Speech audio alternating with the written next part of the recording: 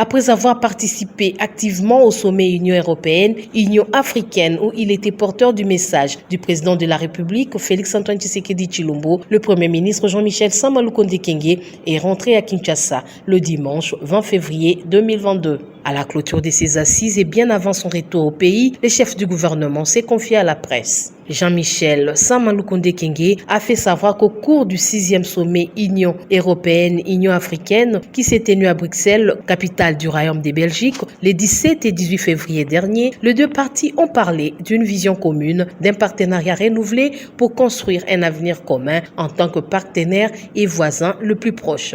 L'objectif était de mettre en place un partenariat renforcé réciproque en matière d'immigration et de mobilité, ainsi que plus de multilatéralisme.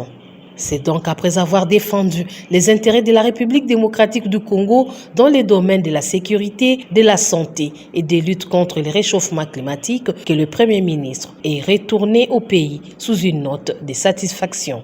La particularité de ce sommet, c'était la préparation de celui-ci.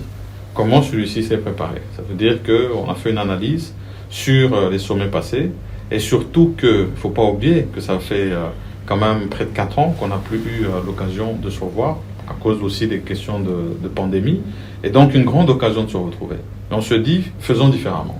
Et on prépare le sommet, on prépare les différentes thématiques qui doivent être discutées et chaque intervenant, ça veut dire chaque pays avec ses experts, y apporte déjà sa part de contribution, de sorte que lorsqu'on se retrouve, on discute sur vraiment les questions sur lesquelles on n'arrive pas à se mettre d'accord, mais avec la volonté d'essayer de trouver des compromis, en tout cas des points d'entendement. Et donc le sentiment au sortir de ce sommet, c'est un sentiment de satisfaction sur les grandes questions qui étaient le financement de nos économies avec des engagements précis. On parle de 150 milliards de dollars qui va être mis comme investissement sur une période, surtout dans les infrastructures, mais sous un appui clair et affiché par rapport aux questions de paix, de sécurité, mais au-delà de ces questions-là, questions de santé, parce que justement on parle de pandémie, on parle de système de santé, et comment appuyer. Face aux différentes pandémies, les participants ont compris que le monde a besoin d'une résilience commune, a rassuré les chefs du gouvernement de la République démocratique du Congo.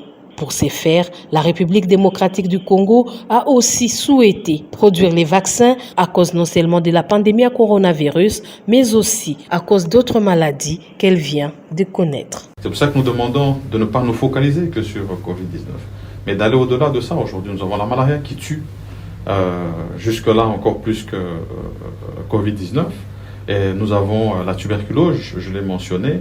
Et donc, pour tout cela, il nous faut un système qui nous permette de combattre.